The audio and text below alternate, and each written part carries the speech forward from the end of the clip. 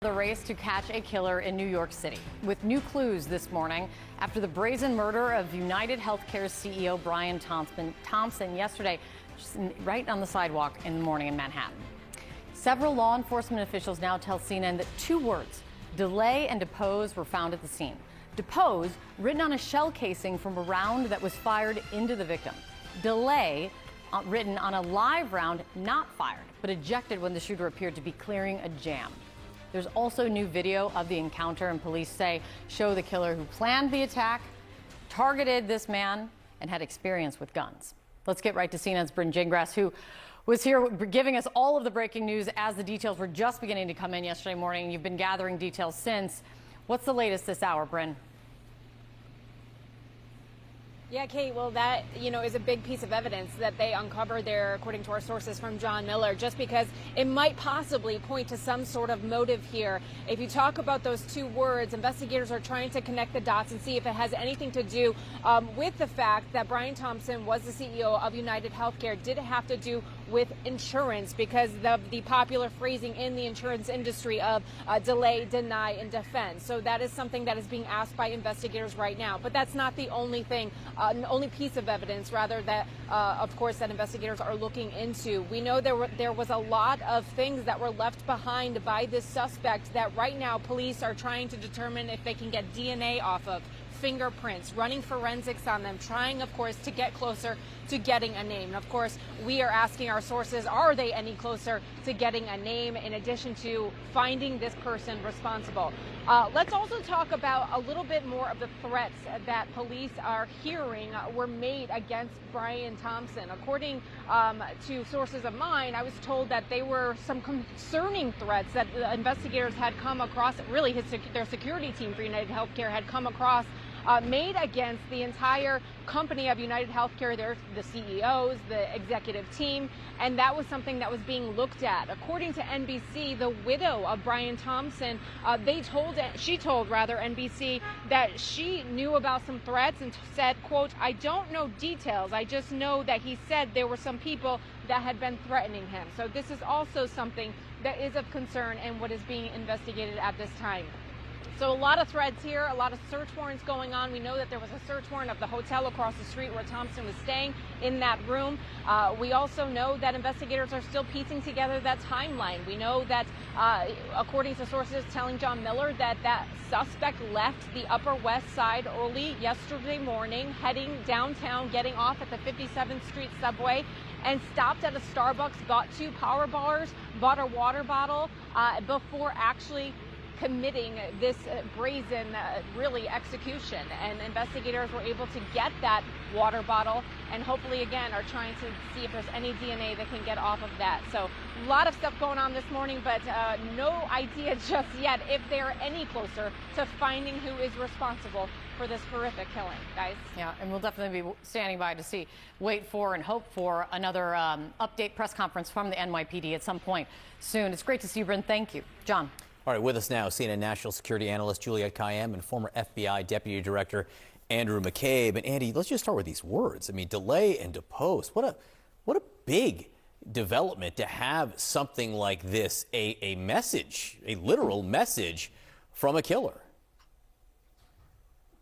Yeah, it's really fascinating, John. It doesn't quite identify the person at this point, but it's a bit of a tantalizing detail. I mean, as Bryn just noted in her piece, it raises some questions as to whether or not those words are a reference to kind of insurance speak. And that would, of course, point in the direction that this person was somehow, was certainly personally invested in this murder. And that, might be a disgruntled customer of the company, could be a disgruntled employee. And I'm sure that investigators are already looking in those areas. And of course, looking at the threat information that apparently the company had been receiving for some time about this specific victim and other potential victims on the team. But those words can also provide forensic significance later on in the case. If someone is detained and has writings in which those words appear in kind of the same context, you could have matches that way. And of course, you could render you might be able to render a fingerprint or DNA evidence off of those rounds and casings as well. So very, very important piece of evidence for the investigators. Yeah, to be clear, those words delay and depose and also deny is occasionally thrown in there as well, are words very much used by critics of the health insurance industry. I mean, there are books written, it's, Reddit. You don't have to do many searches to figure out that that would be a message about health insurance.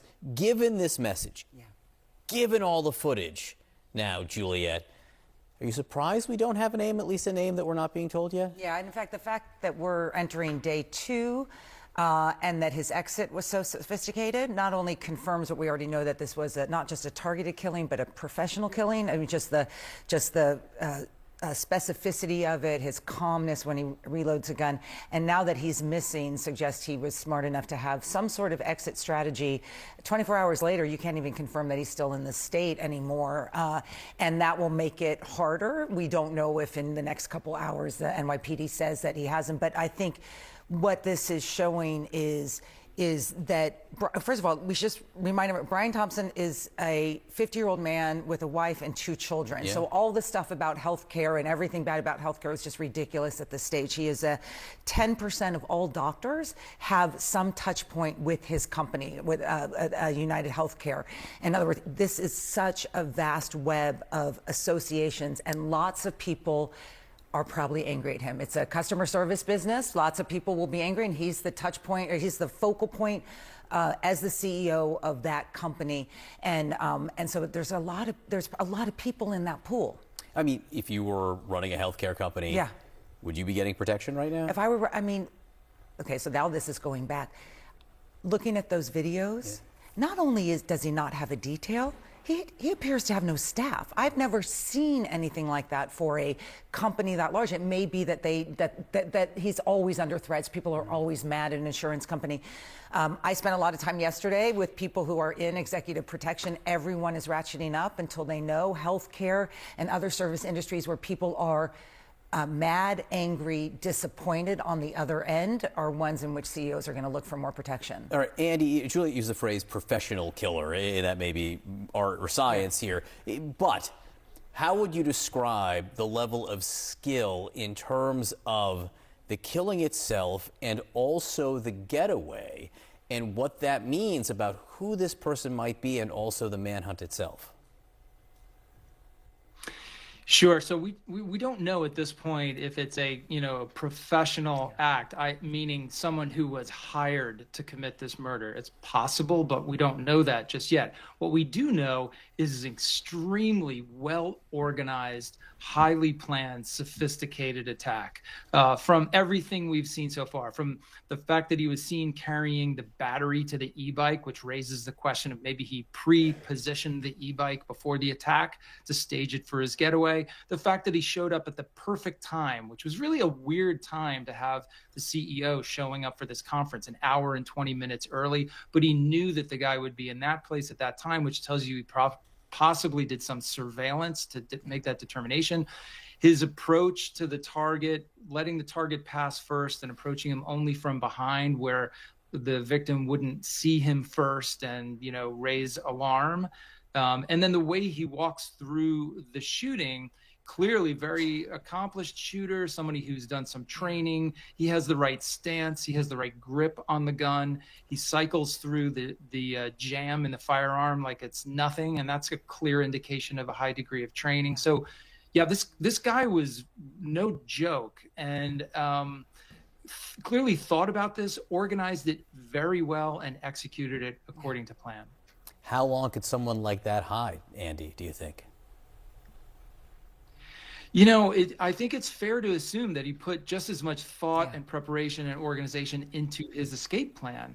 The e-bike was really brilliant. It's an easy way to get around quickly. You don't get snarled in traffic jams. You can actually ride the bike into the park, which you wouldn't be able to do with a vehicle in the same way. So that was great. He's got the big backpack on. It likely has a change of clothes in it. I would guess that as soon as he got a moment or some cover, he took off that coat and the mask and the things that could identify him, and likely walked out of the park in a totally different appearance and blended right in with the crowds of tourists and people going to work. So he could be on the run for quite some time. Now, he's being chased by probably the best police force in the United States of America, maybe anywhere. They have an amazing video surveillance network to rely on. They've been very good about getting the information out to the public to get all these public eyes looking around and thinking and calling in tips. So I think they will get him eventually, but this could take a while. All right, Juliette, Kayyem, Andrew McCabe, thanks to both of you.